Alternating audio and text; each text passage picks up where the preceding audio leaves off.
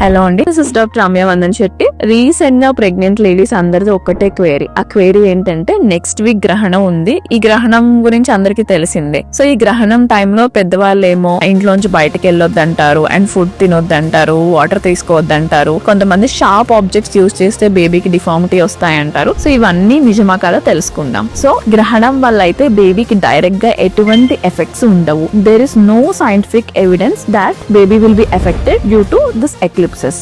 So మీరు tension లేకుండా, in case మీరు రిచువల్స్ ఫాలో అవ్వాలి అనుకుంటే ఇంట్లో ఉండండి. బట్ మీ పొజిషన్ ని, మొబిలిటీని రెస్ట్రిక్ట్ చేసుకోవాల్సిన అవసరం లేదు. ఇంట్లో కంఫర్టబుల్ పొజిషన్ లో కూర్చోండి ఆర్ రెస్ట్ తీసుకోండి. అండ్ ఫుడ్ తినకపోవడం అనేది కూడా మిత్తే. సో మీరు హ్యాపీగా ఫుడ్ తీసుకోవచ్చు. ఇన్ కేస్ మీరు ట్రెడిషన్స్ ఫాలో అయ్యి ఫుడ్ తినకూడదు అనుకుంటే మాత్రం హైడ్రేషన్ మెయింటైన్ చేసుకోండి. Hydration is very important. Sharp objects use చేస్తే కూడా బేబీకి ఏమీ కాదు. So these are all myths అంతే.